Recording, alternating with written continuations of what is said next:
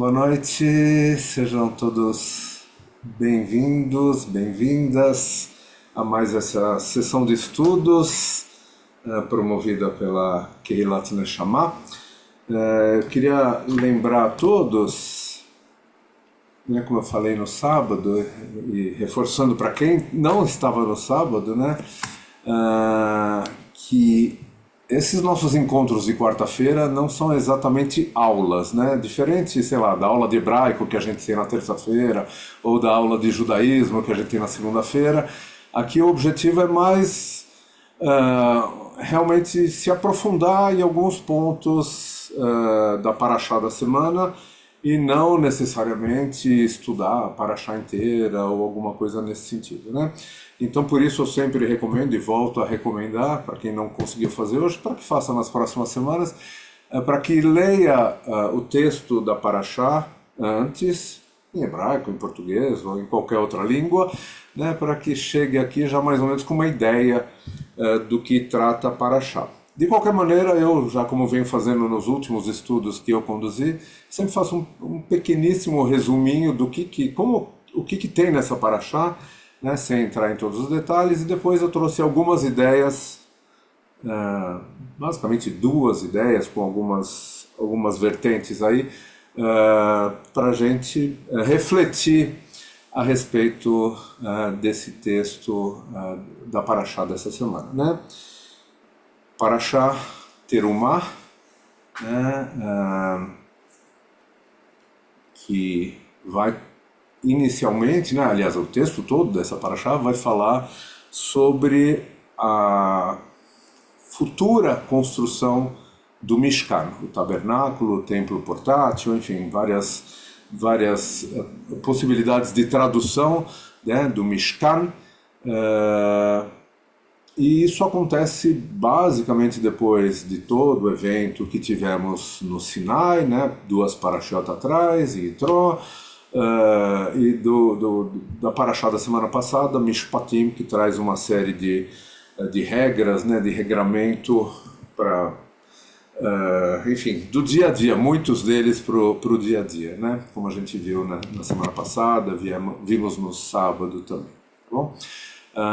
Então, compartilho com vocês a minha tela aqui, se eu achar onde compartilha, share, screen 2, acho que é esta aqui, se vai dar certo.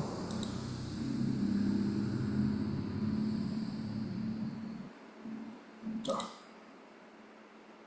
Agora falta só aparecer alguma coisa aqui, deletou.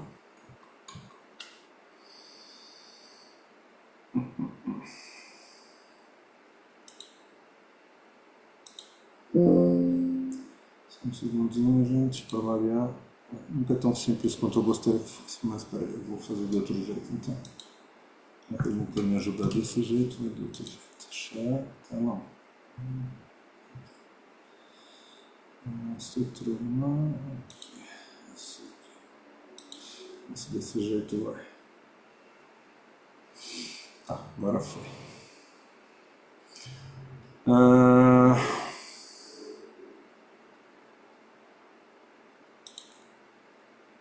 Mas aí aparecem umas coisas que não queria aqui aparecer. Só um segundinho mais. Peraí. Por que não está aparecendo? Oi, Dani, tudo bem? Só um segundinho. Cara, fechou isso aqui. Só um segundo, gente. Esse aqui é o jeito que eu quero.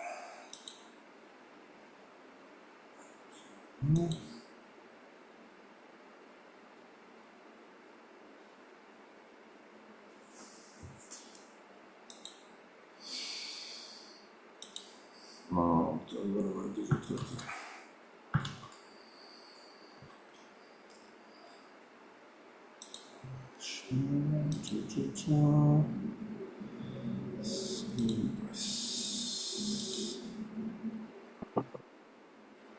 Pronto, acho que agora está do jeito certo.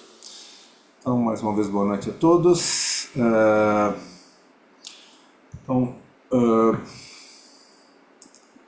Vamos dar início ao estudo agora, propriamente dito. Essa figura aqui mostra o resultado final, né, do que vai ser o Mishkan, que vai ser construído muito depois, né? Mas como vocês podem ver, ele é composto de toda uma área externa aqui, né? Ele é cercado, vamos dizer assim, né? Tem todas as medidas descritas na Torá, e dentro do Mishkan tem essa segunda parte aqui, né, onde dentro dessa parte tem uma divisão e lá está o Kodesh HaKodashim, como traz o texto da Torá, o santo dos santos, ou sagrado dos sagrados. Enfim, aqui na parte mais externa tem essa parte mais central, é o Mizbeach, ou seja, o altar das oferendas. Estão representados aqui alguns bichinhos, né, que vão servir como oferenda. Enfim, essa obviamente é uma ideia baseada no que está descrito nessa paraxá. Mas eu não vou entrar nesses detalhes. Essa paraxá é uma paraxá muito técnica, então ela seria boa não para um engenheiro como eu, menos ainda para um rabino, mas talvez para um arquiteto, né? Porque ela é toda detalhada, um projeto de uma futura construção, com medidas, com detalhes estéticos, enfim. Ela é realmente incrível se a gente pensar, né? E até difícil de entender, mesmo lendo com muita atenção, e eu fiz isso nesses últimos dias, né? Li e reli a Paraxá com muita atenção, não é tão simples entender o resultado final de todas essas instruções, tá? Mas eu não quero me ater a isso. Eu primeiro, então, como eu falei, vou trazer um pequeno resumo da Paraxá. Então ela começa com um pedido de doações, né, que depois a gente vai entender que são doações para uma futura construção disso que a Torá chama de Mishkan, né, ou tabernáculo, né, em português. Então, diversos tipos de materiais são citados nominalmente: ouro, prata, cobre, tecidos, couro, madeira, óleos, especiarias e pedras especiais, né, não pedras que vão ser usadas inclusive nas roupas dos sacerdotes, vão aparecer em Parashiot mais para frente. Nessa Paraxá não trata disso, né? Das roupas elas vão aparecer mais para frente, né? Nessa Paraxá trata basicamente dos seguintes itens que eu vou trazer, né? E aí ela termina dizendo, essa introdução, digamos assim, que é para a construção de um santuário, ou como eu falei, um tabernáculo portátil, ou um mikdash, como aparece explicitamente na Paraxá. Mikdash, de algo sagrado, Kodesh, né? Santuário. E aí vem o resto da Paraxá são basicamente, né, salvo um outro detalhe, são instruções para a construção, e aí vem uma lista de coisas que a Torá vai relacionar, né? Primeiro, e na ordem que elas aparecem na Paraxá, né? A arca, né? O Aron, né? A mesma palavra que a gente usa hoje em dia para o Aron, a Kodesh, né? Onde a gente guarda o Sifrei Torá, né? O armário sagrado seria a tradução para o português. E essa arca é de madeira, coberta de ouro por todos os lados, por dentro, por fora, e ali vai ser guardado o testemunho. Assim aparece na Torá, Edut, né? E Rashi traduz, Rashi nos ajuda explicando que está se referindo à Torá. O testemunho que é citado na Torá, que é citado nesse versículo, né, da construção do Aron, é a própria Torá. Então a Torá vai ser guardada dentro desse armário, que é mais ou menos o que a gente faz hoje nas sinagogas, né? Além da arca, tem uma tampa, né, chamada de kaporet, que também é feita de ouro. Tem dois querubins, né, querubim, que cobrem a arca. Essa tampa, aliás, ela é feita para cobrir a arca, o Aron, né? E aí depois ela aparece como Aron, a Edut, a arca do testemunho, né, juntando as duas coisas, e é de lá que Deus, e isso está escrito na Torá, é de lá que Deus vai bater papo com Moshe, né? Acima desse lugar, desse Aron HaKodesh, ou desse Aron HaEdut, como aparece, é de lá que Deus vai se posicionar para conversar com Moshe e transmitir as instruções, né, que Moshe depois tem que repassar para o povo de Israel. Além disso, tem instruções para a construção da mesa, uma mesa de madeira coberta de ouro, e nessa mesa vão ser colocados os lechem apanim, né, os pães visíveis, sem muito detalhe do que são esses pães, fala um pouquinho de como ele deve ser, mas sem entrar em detalhes de como se prepara esse pão, ou esses pães, na verdade.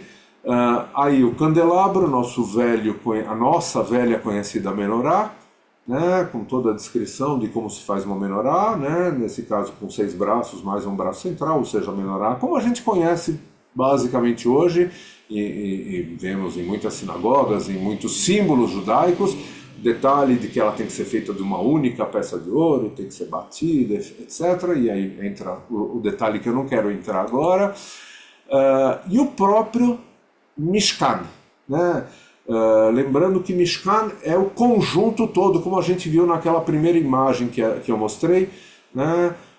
Aquele é o Mishkan, todo aquele conjunto, lembrando que partes disso que eu descrevi anteriormente estão escondidas naquela casinha que tem lá no fundo, né? E em particular, a parte mais importante, o Aron, a Edut, a Arca do Testemunho, está dentro do Kodesh HaKodashim, ou seja, dentro da parte mais sagrada de toda essa construção, é lá que aparece essa arca, né?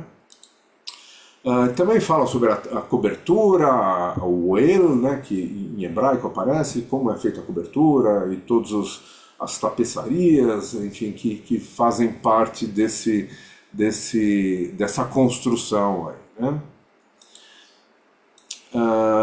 Ainda cita uma divisão que tem que ter entre o santuário e o Santo dos Santos, né?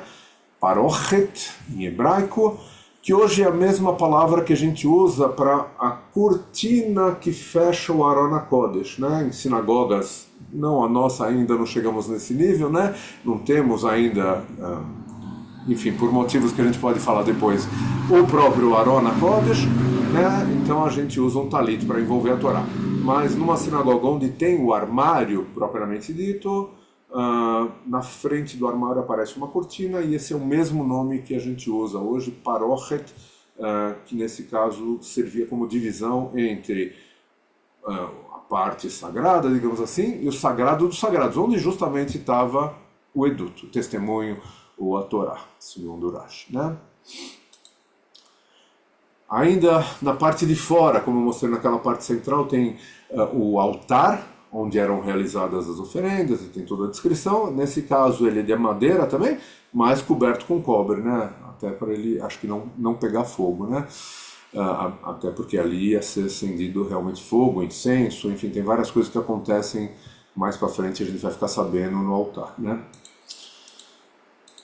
Ainda o Hatzer, que é aquela área externa, né? E aí tem todas as medidas, quanto tem que ter nesse pedaço, quanto tem que ter largura, de comprimento, o posicionamento de cada um dos elementos, onde tem que estar o altar, onde que tem que estar o candelabro, a menorá, enfim, tudo isso está detalhado nessa parte externa. E termina dizendo que todos os utensílios que são usados no tabernáculo têm que ser feitos de cobre. Esse é o último versículo dessa paraxá.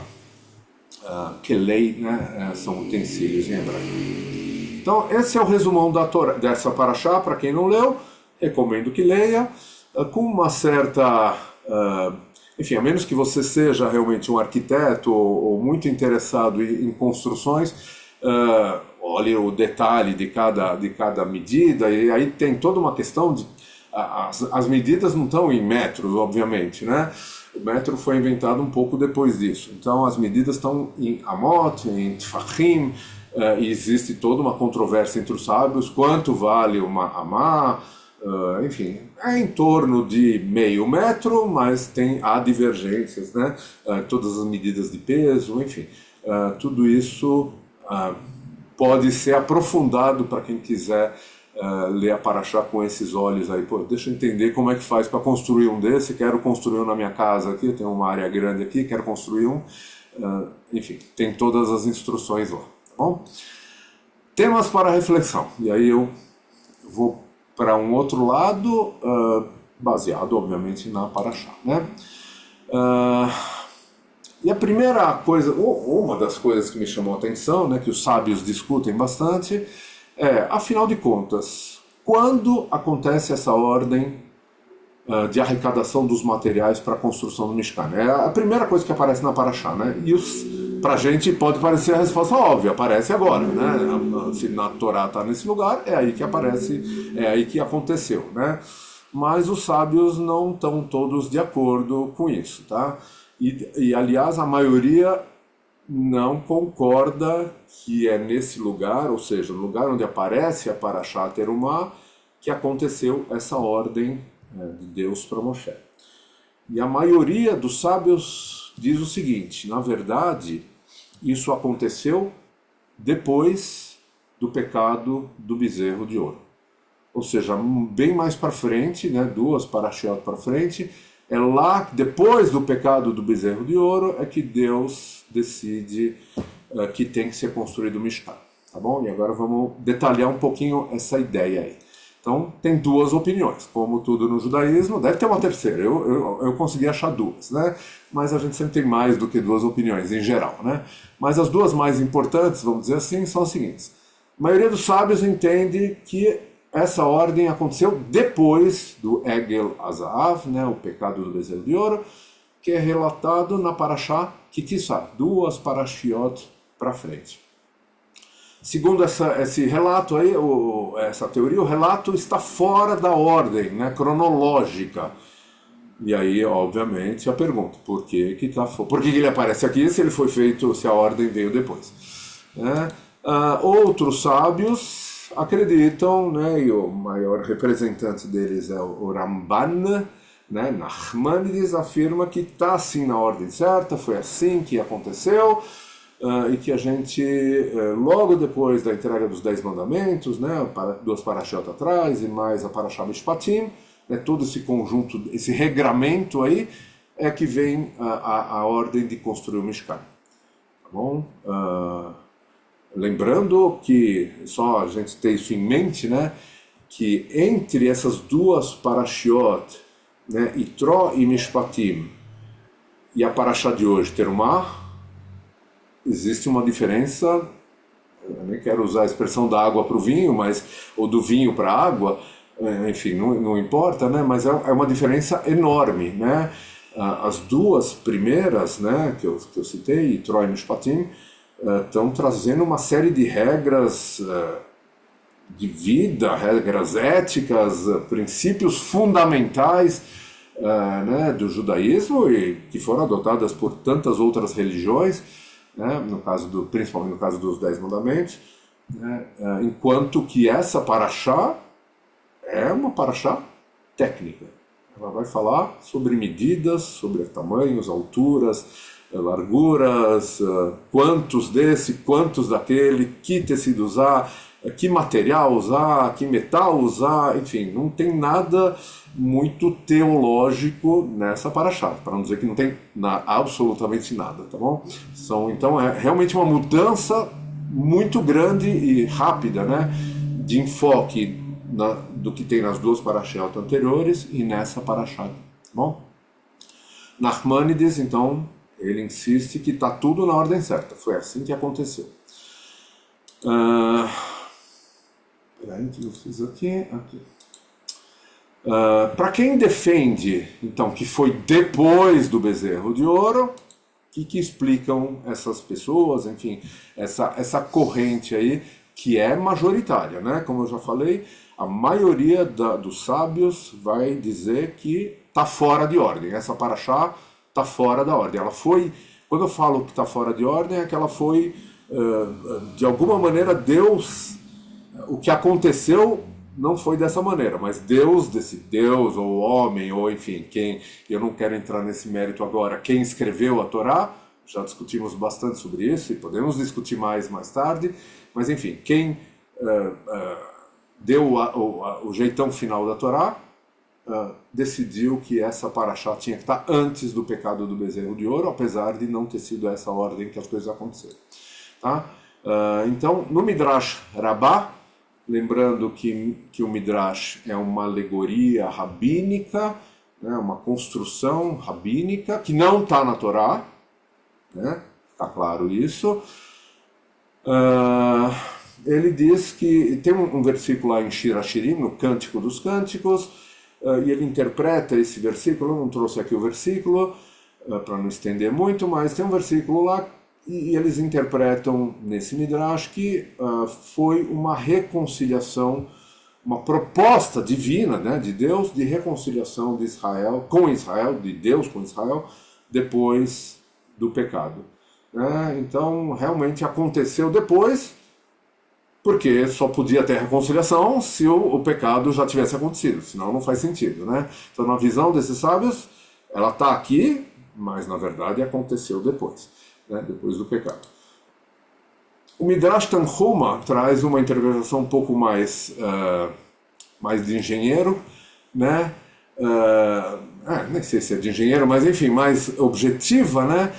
Que diz que Deus, agora que aconteceu o pecado e que Deus perdoou o povo, Deus quer mostrar para todo mundo que Deus tinha perdoado Israel.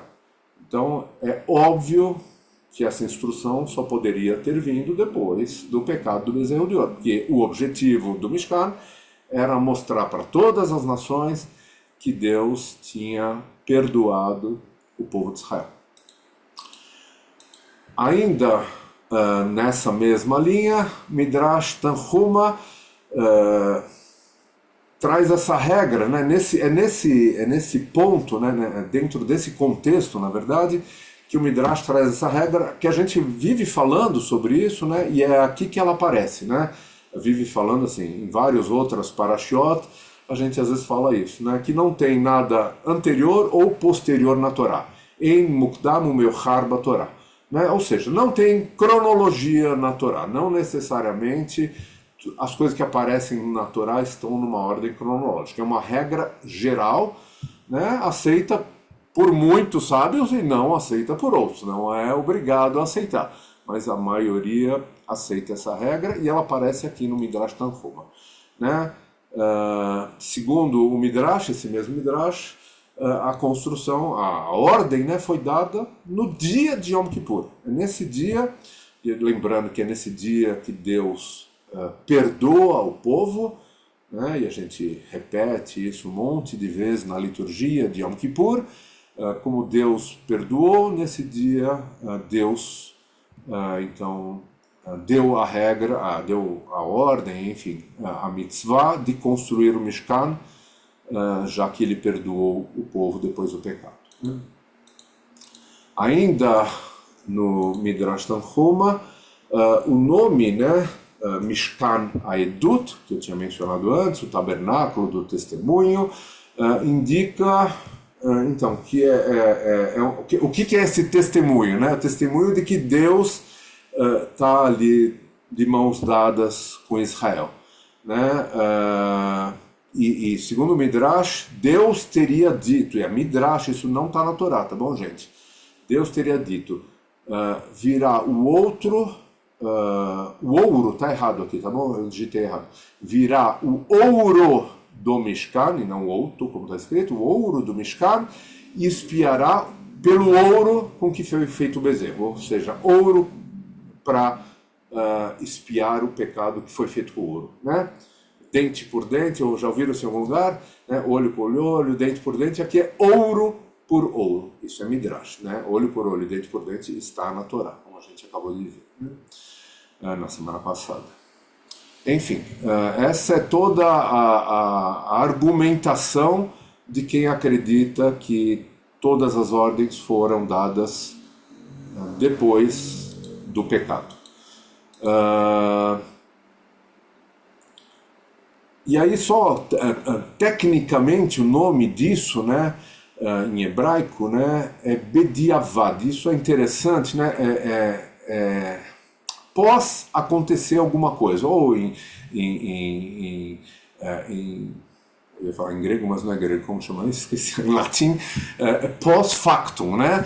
Ou seja, depois que Deus não tinha ideia de mandar construir o Mishkan, não fazia parte do roteiro de Deus, né? A decisão de construir o Mishkan veio depois que o povo cometeu o pecado, né? O pecado do bezerro de ouro. Ou seja, isso seria parte de um plano B, né? É mais ou menos assim que alguns sábios entendem, né? Então, Deus constatou essa necessidade. Qual que é a necessidade? E aí é meio óbvio, a gente sempre fala isso quando a gente estuda a Parashá do bezerro de ouro, de que os seres humanos precisavam de algo material, algo físico, né? Apenas a ideia de Deus, né? E ainda mais sem a presença de Moshe, isso lá na frente, né? Não era suficiente para segurar aquele povo, né? Então, nessa visão, o Mishkan era necessário para contornar essa dificuldade do povo de Israel de servir a Deus numa forma abstrata naquele momento. Lembrando que esse povo tinha acabado de sair do Egito, onde as práticas idólatras, vamos dizer assim, eram uma coisa comum, né? O próprio faraó era o Deus, a imagem do Deus, né? Ou de um dos deuses, né? Então, ou do Deus maior, né? Então, a ideia é de que Deus percebeu que precisava de mais alguma coisa. Não fazia parte do plano, por isso é pós-factum, bediavad, a construção do Mishkan.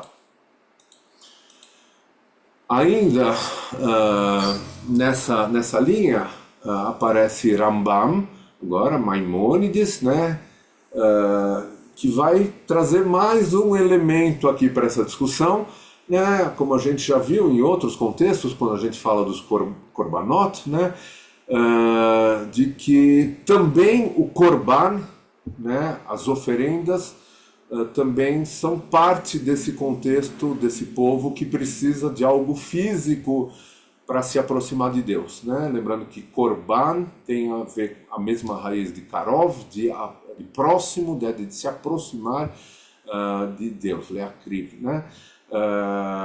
E Rambam ainda traz esse versículo de Jeremias que fala que Deus não pediu sacrifícios para os patriarcas, né? Para Abraão, Isaac e Yaakov, não, né? Apenas pediu que eles andassem nos caminhos de Deus, né? Essa história dos sacrifícios vai aparecer depois, né? Como a gente já sabe, né? E tem, para terminar, isso aqui tem um midrash bonitinho. Peraí, deixa eu voltar aqui para ler aos poucos aqui para vocês. Eu vou ler a tradução do midrash, né? Mas que eu achei interessante. De novo, lembrando que isso é um midrash, não está na Torá, tá bom? Então a história que os rabinos trouxeram para tentar justificar todo esse movimento é a seguinte: e falou o Eterno a Moisés dizendo: fala aos filhos de Israel e tomarão para mim oferenda. Esse é o comecinho da Torá. Essa primeira frase é o começo dessa paraxá. E farás o altar de madeira, de cedro, candelabro, menorá, mesa, blá, blá, blá. Tudo isso aqui é o que, resumidamente, fala a Parashá. E aí vem a pergunta: por que Deus falou isso para Moshe?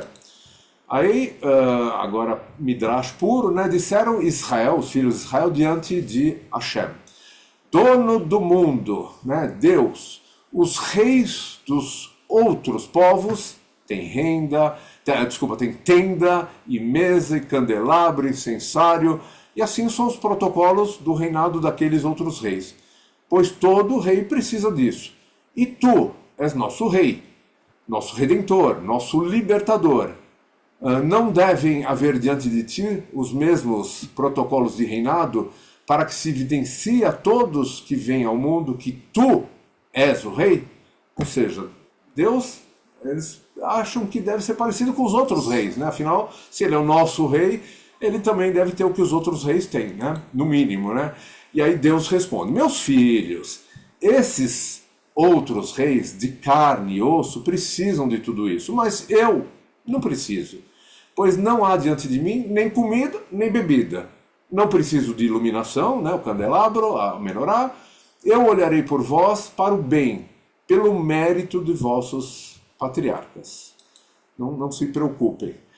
Disseram então os filhos de Israel diante de Deus: Dono do mundo, não estamos pedindo por nossos patriarcas, pois tu és nosso pai, pois Abrão não conhecemos, Israel e Jacó não nos reconhecerá. Né? É um trechinho de Isaías. Né? E aí Deus finalmente responde, né? Se é assim, façam o que vocês quiserem. Se não, que façam os elementos, né? Tudo que está descrito na Parashá, de acordo com o que lhes ordenar. Se vocês quiserem fazer, façam, mas façam como eu estou descrevendo, conforme foi dito. E farão para mim um santuário, um mikdash, e farás a menorá, farás a mesa, tal. Ou seja, Deus não precisa de nada disso. Né? Essa é a visão dos nossos sábios, né? Estamos falando de coisa de alguns 1000 anos atrás. Né? Deus aceitou que fosse feito pela insistência desse povo aí que não estava preparado para um Deus que não tivesse um palácio. No fundo é isso, né? Cadê o palácio de Deus? Tá? Isso está no Midrash Haggadah, em Terumá. Tá bom? Agora, aqueles que defendem, não, está no lugar certo, eu não achei muitas explicações para isso, mas basicamente Nachmanides, ou Ramban, ele tinha restrições para aceitar essa regra, né, do Midrash Tanhuma, de que não tem ordem cronológica na Torá. Ele não topava isso. Aí, não só ele, mas ele é o sábio mais famoso, né, então eu estou usando o nome dele aqui, outros sábios têm a mesma visão, ele é o mais famoso deles. Né? Ele frisa, então, bate o pé que não há nenhuma evidência de que os acontecimentos descritos na Torá foram colocados de maneira proposital, fora de ordem que aconteceram. Né? Então, ele insiste que foi dessa maneira que aconteceu. Né? A construção do Mishkan, a ordem, não a construção, desculpem, né? A ordem da construção do Mishkan aconteceu, de fato, logo depois da revelação de Sinai.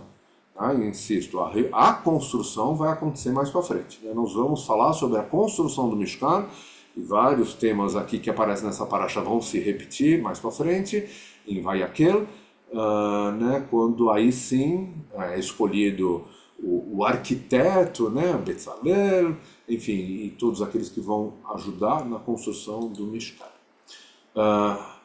E agora voltando para a primeira opção, que é aqueles que defendem que, não, na verdade foi mudado de lugar, afinal, por que foi feita essa mudança? Se a construção, né, de fato aconteceu na Parashá Vayakel, como ela realmente aparece, por que a ordem foi dada antes, só a ordem de construção, que é isso que aparece nessa Parashá, é a ordem para receber os materiais, né, e as instruções de construção, é isso que está nessa Parashá. Né? Aí esse Rabbeinu Bachir traz essa explicação, que é interessante, eu achei interessante. Deus sempre prefere, né, partindo do princípio que foi Deus que escreveu a Torá, Deus sempre prefere trazer na Torá o remédio antes da doença. Ou seja, o Mishkan é o remédio para curar o pecado do bezerro de ouro. Então, Deus já mostra qual é o remédio antes que aconteça a doença. Né? E tem até uma regra geral que aparece aqui nesse texto aqui, Makdim Refuah Lamakah. Né? Deus antecipa a cura à praga. Deus queira que sempre fosse assim. Né? Lembrando da Covid, demorou um pouquinho para aparecer a vacina. Né? Enfim. Mas ele traz esse exemplo que eu achei bonitinho, que aparece na Megilat Esther. Né? E não por acaso, né, estamos próximos de Purim, daqui a algumas poucas semanas, dias quase, né? Estamos chegando a Adar, né? Começamos a Adar nessa sexta-feira à noite, ou quinta-feira à noite. Mas enfim, voltando para Megillah, ela, não Megullah, mas Megillah, né, nos primeiros capítulos da Megillah já aparecem os remédios que serão usados para vencer Aman. Né? A escolha de rainha da Esther como nova rainha e o registro na livra dos crônicas real, né, das crônicas do rei, que Mordecai salvou a vida do rei. Sabemos que é isso que vai mudar o destino do povo, né? Quando Aman depois, mais para frente, não tinha aparecido nada de Aman. Até então, nada de Aman. Aman vai aparecer mais para frente, né? Mas já tem o remédio já está criado, já tá. Deus já mostrou, enfim, quem escreveu a Megillat Esther já mostrou qual que é o remédio. O remédio é esse, né? Então é uma ideia interessante para a gente pensar. Enfim, eu não estou dizendo que eu estou 100% de acordo, até pensando em situações nossas recentes, às vezes fica difícil pensar nisso, né? Esse outro rabino, que é um rabino mais contemporâneo, né? Ele está vivo ainda, né? Nessa obra Tal Hermon, ele diz que sim, a ordem do Mishkan ocorreu então depois, né? Após o pecado, mas aparece na Torá por uma motivação pedagógica. Né? Nós, seres humanos, precisamos de uma pedagogia especial para entender, enfim, as coisas. Né? Então, segundo esse rabino, o Mishkan não é um ideal na visão dele, né? Assim como Maimônides, né? E não tem valor em si próprio. Né? E eu gostei dessa frase. Esse é um rabino ortodoxo, tá bom, gente? Só para ficar claro, e eu também não tenho nenhum apreço por esse rabino, mas por outros motivos, que não vem ao caso agora, mas ele traz essa visão que eu achei interessante, vindo de um rabino ortodoxo, né? E ele fala assim, e daí que em nossos dias, quando o discernimento se desenvolveu, né, do ser humano, e o pensamento humano se elevou, estando acima do culto palpável a Deus, não há novamente necessidade de um templo sagrado, e este não representa algo precioso na visão do futuro do mundo. Né? Lembrando que tem gente, né? Eu não estou falando de todo mundo, ou de todo o mundo ortodoxo, mas muita gente no mundo ortodoxo defende a criação de um novo templo, do terceiro templo, enfim, e a volta de sacrifício, né? Mas vindo de um rabino ortodoxo, é um rabino ortodoxo sionista, esse cara, tá? Enfim, achei interessante essa visão de que, pedagogicamente era importante para o povo, né, saber que vai ter uma maneira de cultuar Deus, um Deus físico, num local físico principalmente. Né?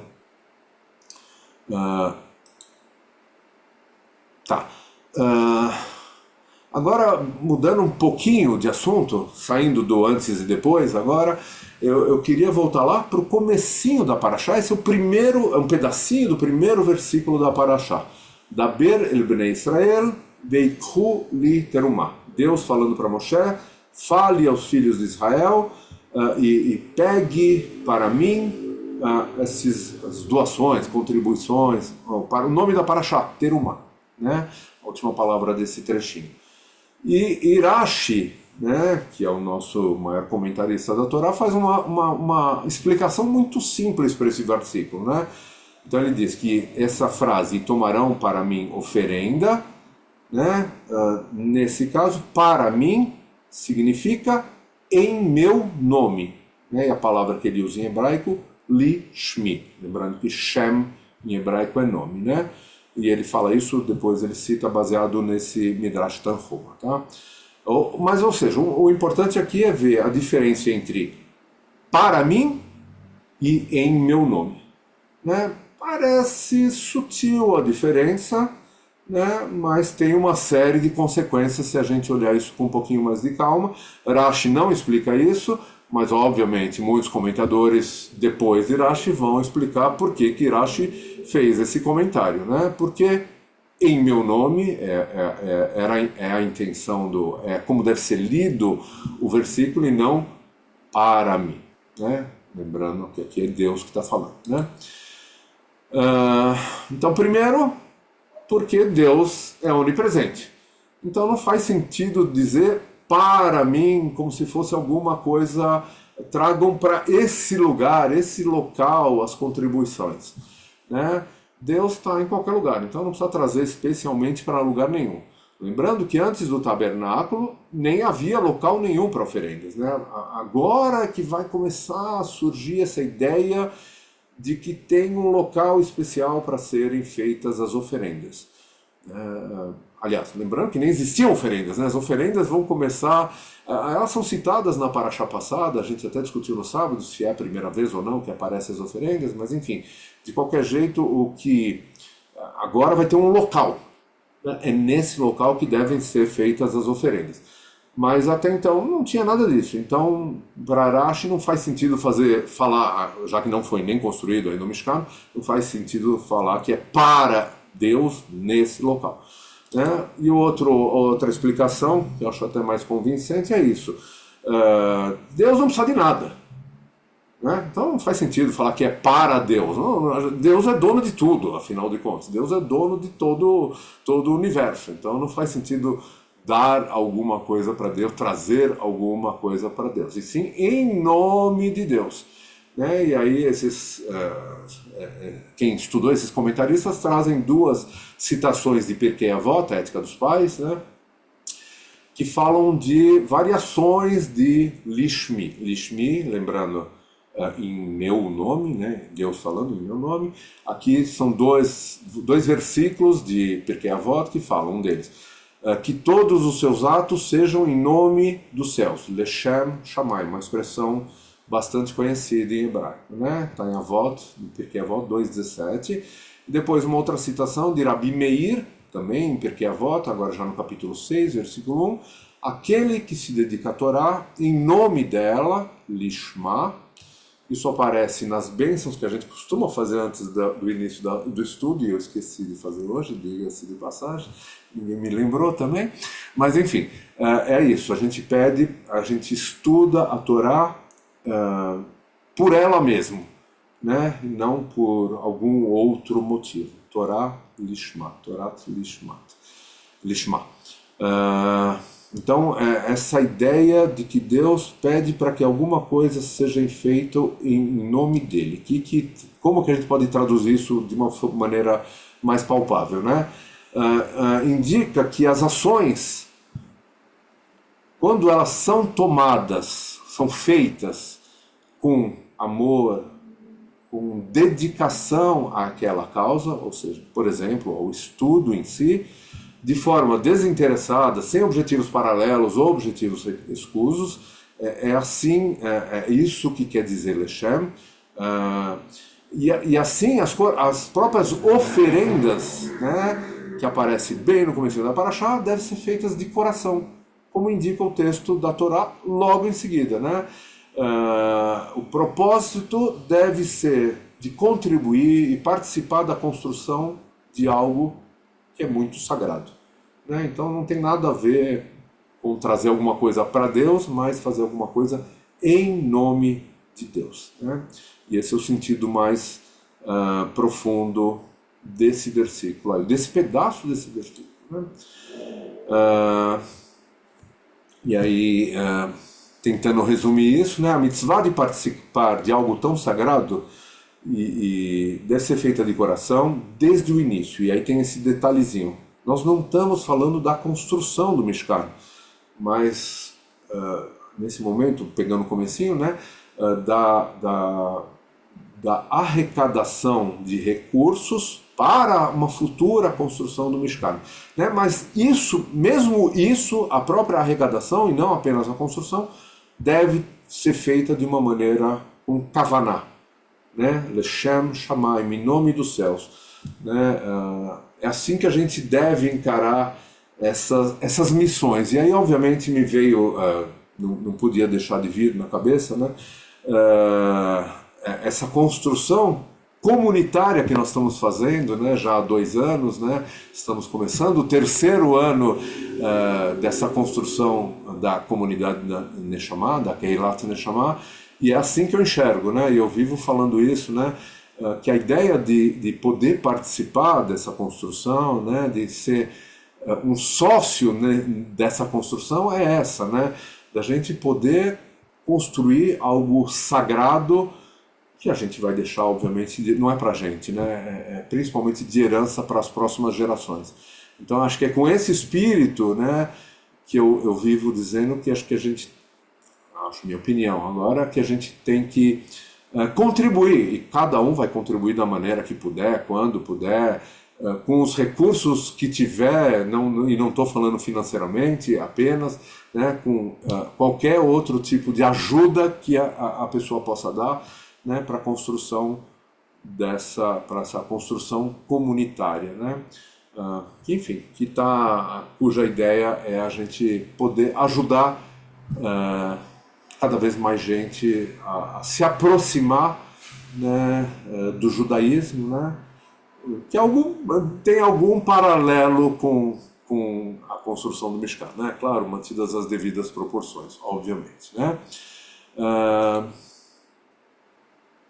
Né? E um pouquinho mais para frente, no versículo 8, né? Lembra, a gente estava no versículo 1, agora no versículo 8 vai aparecer essa seguinte frase. Deus falando de novo, né? Ve'asu li mikdash ve'shachanti betocham, uma frase super famosa da Torá, né? Que vocês farão para mim esse santuário e eu morarei dentro dele, enfim, entre vocês. Tem uma série de explicações, mas o que eu queria frisar aqui é essa palavra li, ve'asu, li, e de novo Rashi explica, né? Isso significa farão em meu nome, de novo, não é para Deus. Deus não precisa de uma casa, né? Como a gente viu naquele Midrash lá atrás. Deus não precisa de um santuário, não precisa de uma mesa, não precisa de korbanot, não precisa nada disso, né? Mas em nome de Deus, né, construirão mais para frente o Beit Kedushá, uma casa sagrada, né? Algo assim, uma casa de santidade, né?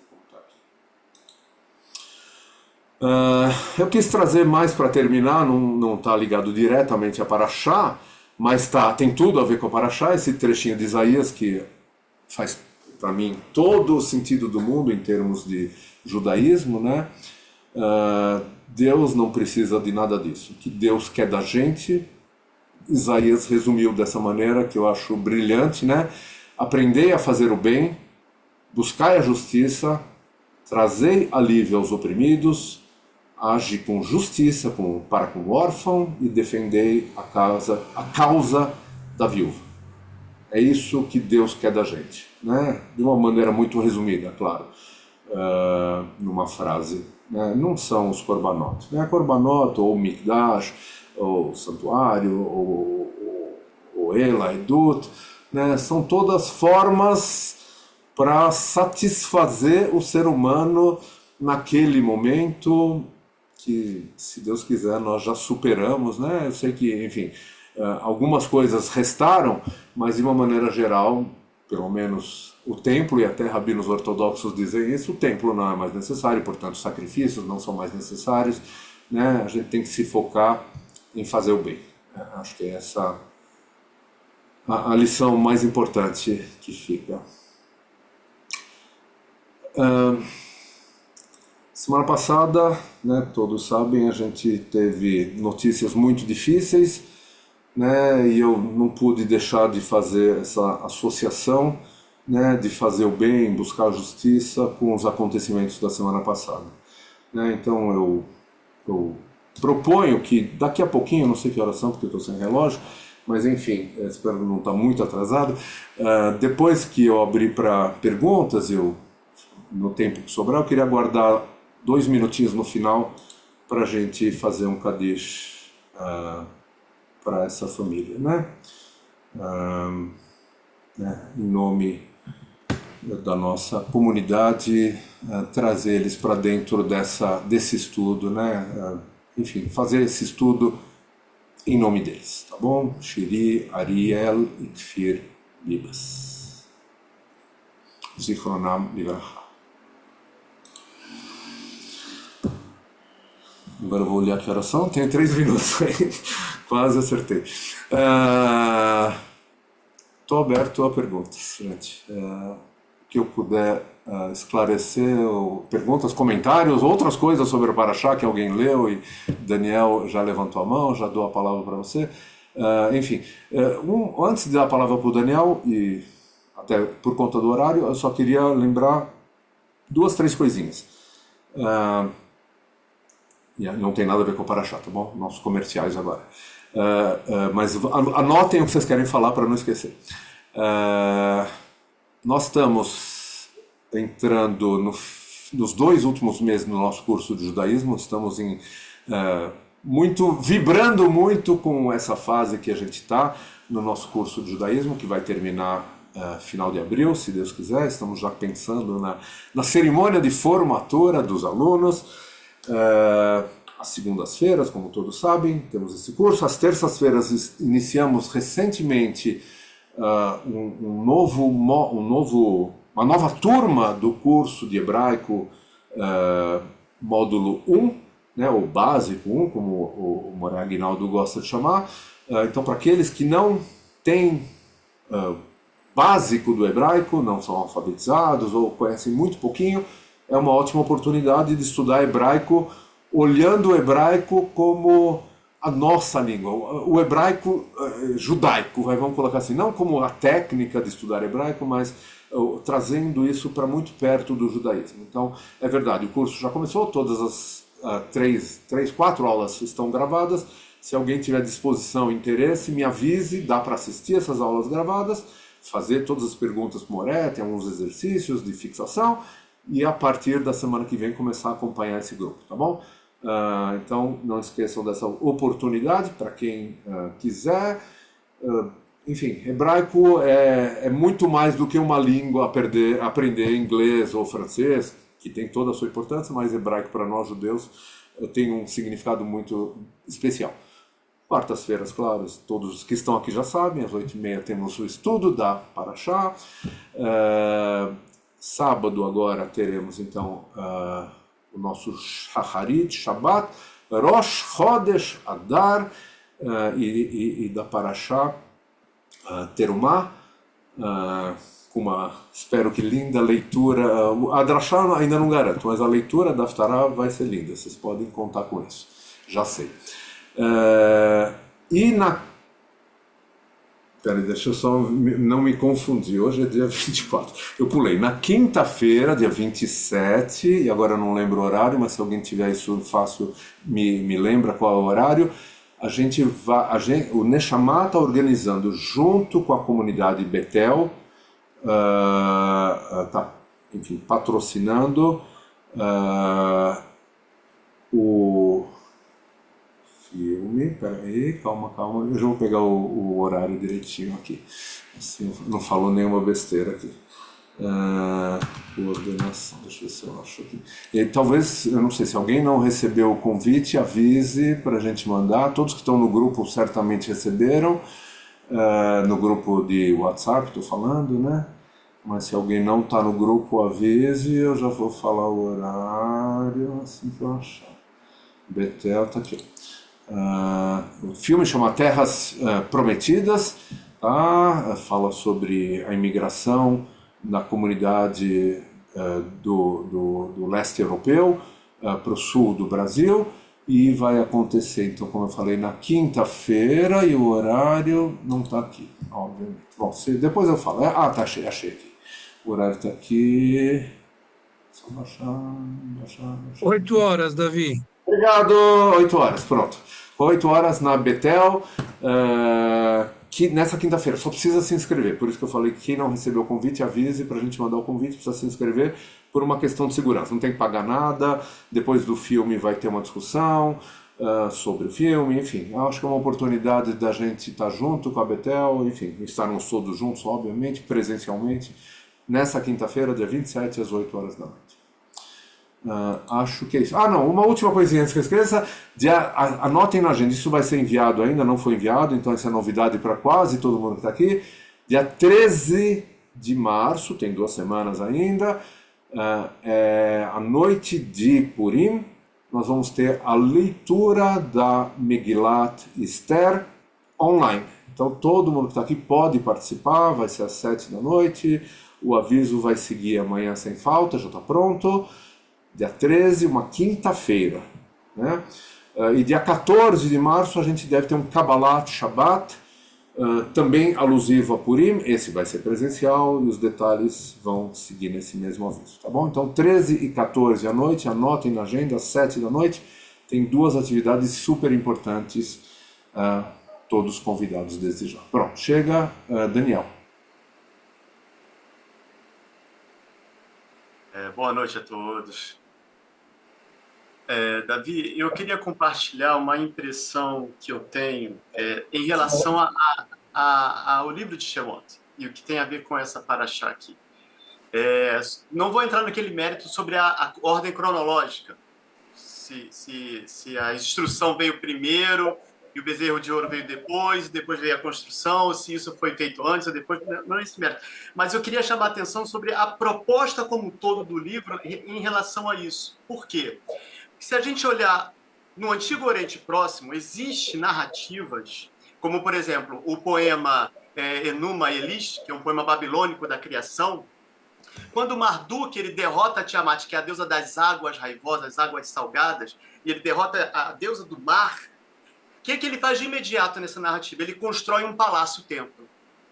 Acontece também nas narrativas cananeias, quando Baal derrota Mot e Yama é o deus do mar, ele sobe ao monte Cássius, e isso está escrito nas tabuinhas cananeias, e ele constrói um palácio-templo. Então, parecia que já existia naquela época uma ideia de que quando a divindade quer mostrar que ela é soberana sobre o mundo, e derrota o mar, que o mar é o símbolo, né, do caos, tal, e ela vai lá e traz o seu palácio, traz a sua habitação.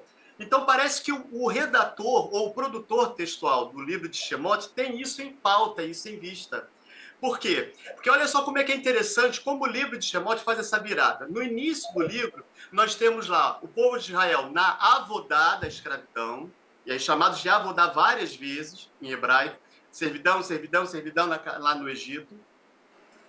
E ele está fazendo que avodá é essa? Que servidão é essa? Para construir a Pi Ramsés e Atom, que é a casa de Ramsés e a casa de Atom. E o próprio termo faraó, a raiz do termo faraó em egípcio, significa casa grande. Então, tudo está relacionado ali com a casa dos deuses, com a casa do que se manda construir, do que Israel estava subjugado. Quando Deus liberta o povo de Israel através da libertação do mar, e ele derrota o mar, vamos dizer assim, ele abre o mar, faz Israel passar, lá no cântico que é dito, que é um dos textos mais antigos da Torá, Êxodos 15 e Juízes capítulo 5, está dizendo lá o texto do cântico do mar, do Shirat Hayam, Teviemo, Betitaemo, Behar Nalatecha, Mahon Leshiptecha, Pa'ata Adonai, Mikdash Adonai. Então, já lá no cântico se falava do santuário. Não foi uma coisa que surgiu depois, porque pegou, assim, na minha visão. Já estava contemplado lá. E aí, quando derrota as águas lá e abre o mar e faz Israel passar, e derrota Faraó e o seu exército, o que ele depois construir lá no deserto? O Mishkan, que é a habitação, o palácio-templo, que seria todo um protótipo simbólico para representar a soberania dele sobre o mundo. E é interessante por quê? Porque os santuários antigos, eles tinham uma divisão tripartite. Não é só isso que acontece no Mishkan ou no templo lá em Jerusalém. Os templos antigos, eles tinham uma divisão tripartida, que é o átrio representa o mundo dos mortos, o lugar santo, que é uma zona mais intermediária, seria o mundo dos vivos, dos viventes, e o santo dos santos, que é uma câmara mais interna nesses santuários, representava o mundo divino. Então, o mundo tinha 3 zonas cósmicas. E aí, é justamente aí quando Deus manda construir, é como se ele estivesse dizendo assim, olha, esse microcosmos aqui está representando o macrocosmo. Eu sou o senhor do macrocosmo. Então, ao meu ver, parece que o autor, o redator, quando escreveu isso, ele tinha esse horizonte cultural em pauta e colocou essa virada de jogo no livro de Shemot. Era isso que eu queria compartilhar. Ok, obrigado, Daniel. Sem dúvida, uma visão possível. Não temos provas, né? Mas é uma visão muito possível, sem dúvida nenhuma. Obrigado pela contribuição. Fala, André. Opa, você fechou. Você fechou. Isso, pronto.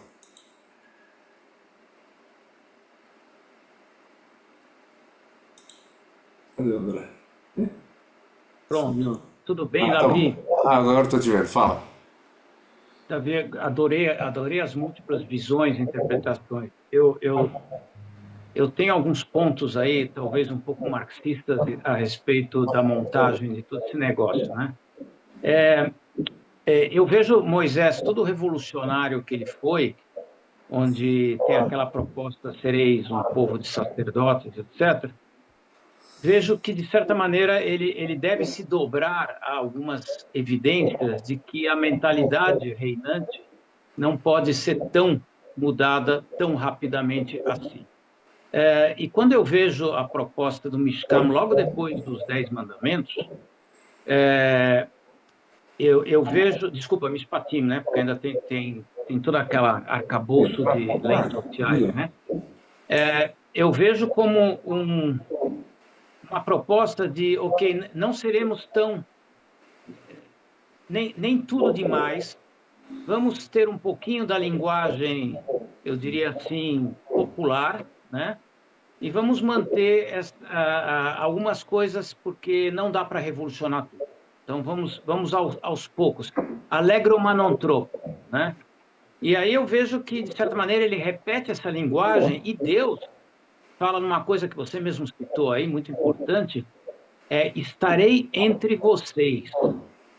Esse entre vocês significa que a divindade ou o alcance do equilíbrio se dá com diálogo. Diálogo entre pessoas e amor entre pessoas, muito mais do que para a divindade. Isso você repetiu várias vezes, tá? Aí, sim, uma horizontalidade, né? E aí tem mais um detalhe importante que a gente, agora eu como engenheiro, trago aqui, tá? Embora eu tenha fugido dessa paraxá que a Thaís me convidou, justamente porque tem um memorial descritivo que eu não tenho mais paciência para fazer, né? Observem que o templo, ele é desmontável. Ele é todo feito com cheio de detalhes, mas ele é feito para ser desmontado e remontado. Não vou dizer que isso é uma grande profecia, mas é algo, uma visão de mundo judaica, onde nós não devemos petrificar a nossa estadia, a nossa visão de mundo, como os outros templos dos outros, que é uma pedra, é algo que não se destrói, é algo que fica imóvel. Então, esse templo ele se desmonta porque ele chama para uma visão de mundo e de vida de que você não mantém as coisas sempre imóveis, e sim móveis, fluidas. Eu diria que seria uma profecia ao futuro judaico de uma errância quase constante ao redor da história, ao longo da história. Mas eu acho importante frisar da proposta de que ele é desmontável, ele se desconstrói e se reconstrói, tal qual deve ser uma sociedade capaz de se autorrevolucionar ao longo do tempo. Era só esse acréscimo aí. Faz todo sentido, André, obrigado. Ele é desmontável e ele é transportável, né? Então ele vai andando junto com a gente não precisa estar sempre no mesmo lugar, né? Enfim, faz todo sentido. Obrigado, André. Mais alguém quer fazer algum comentário ou alguma pergunta sobre esse assunto, sobre a Paraxá, sobre algum outro assunto? Então tá bom, gente. Se não temos mais comentários, eu queria voltar à minha proposta para a gente encerrar. Claro, depois disso a gente pode continuar conversando, se alguém quiser. A gente encerrar fazendo então Kadish para a família Bibas. Eu vou compartilhar de novo a imagem deles.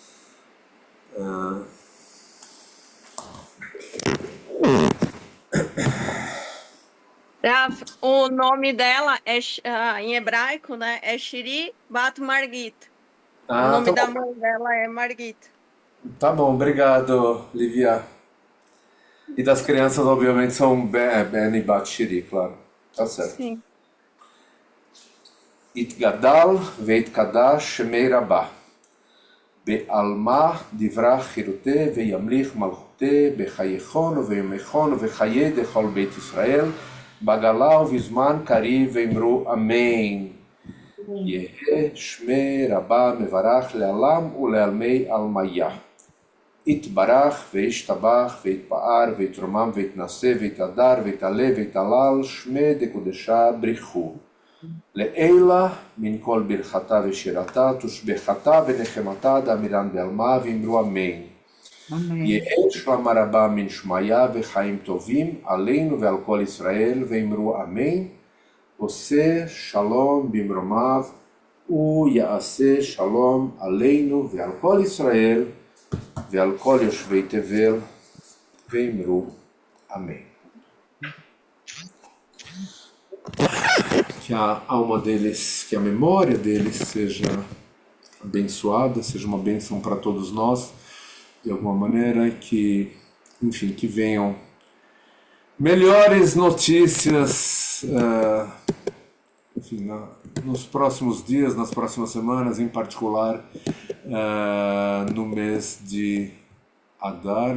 Eu já te dou a palavra, Rafaela, só queria tentar fechar aqui. Pronto. Stop. Nossa, não consigo fechar aqui. Achei. Fala, Rafaela. Quer dizer, não sei se é a Rafaela. Cadê a Rafaela? Levantou a mão? Não entendi errado. Não, acho que eu entendi errado. Então tá bom, gente. Oi. Boa noite. Oi, Davi. Não, eu não levantei a mão para falar. Não, era outra Rafaela, mas tá bom. Também não tô vendo mais ela. Acho que ela saiu, ela caiu. Então, não sei. Fala, estamos te ouvindo. Quem tá falando? Bom, sou eu, Rafaela mesmo. Fala, Rafaela. Agora eu tô te vendo de novo. Quer dizer, só imagem, na verdade.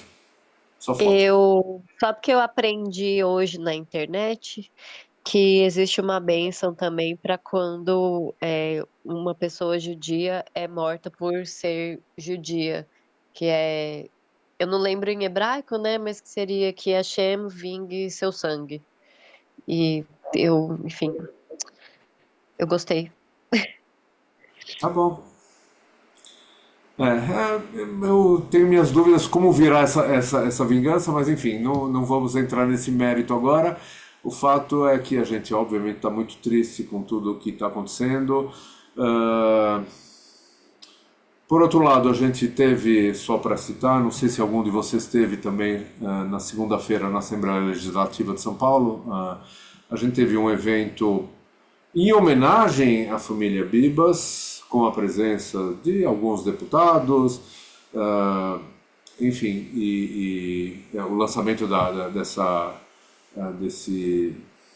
dessa plataforma, né, Brasil-Israel, né, de defesa de Israel aqui no Brasil.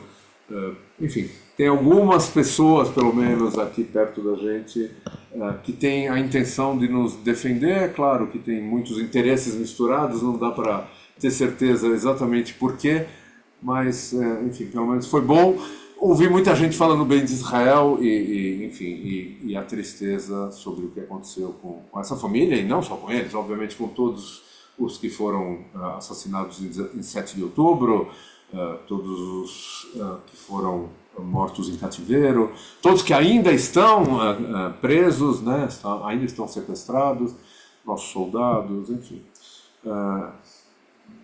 Que venham mais boas notícias nos próximos dias. Eu queria terminar falando, está chegando Adar, né, e Adar é um mês de alegria. Espero que venham boas notícias de lá e para todo mundo, não só para Israel, né? Boa noite a todos, obrigado, e nos vemos, se Deus quiser, ou na quinta-feira, não esqueçam, na Betel, ou seja, amanhã, da quinta-feira, como se fosse daqui a muitos dias, né? Amanhã, na Betel, às 8 da noite, não tem que fazer a inscrição, tem que fazer a inscrição. Se alguém não tem o link, peça, a gente manda o link, e nos vemos no sábado também de manhã, tá bom? Shavua Tov. Obrigada, Rafa. Tchau, Boa noite. Muito obrigada, Rabi. Boa noite. Obrigada, Olá a todos. Desculpa que eu falei que eu ia e eu acabei Boa de noite. O que foi, Ana? Não deu para ouvir o que a Ana falou. Ou não foi, Ana? Obrigada, boa noite, bom descanso a todos. Ah, bom descanso, Ana. Manda um beijo Drozinho de pro, fundo. manda um beijo pro Dror. Obrigada. Tchau, Isabelle. Tchau, Tchau. Lívia. Tchau, Hilda. Tchau, Silvia. Tchau a Desculpa, todos. Rafa, que eu não consegui. Eu acabei ficando doente, por isso que eu não fui. Não, tá bom, não tem problema. Esse sábado estaremos lá, todos juntos de novo, se Deus quiser. Minha gengiva começou a sangrar loucamente, assim, eu tive que ir pro Uau. hospital. É mesmo? Nossa, puxa vida. Mas tá Eu melhor. queria- Assim, sangrar mesmo. Eu tô melhorando agora. Foi um quadro meio de desnutrição, um aumento mesmo dos hormônios da adrenal, enfim, tá tudo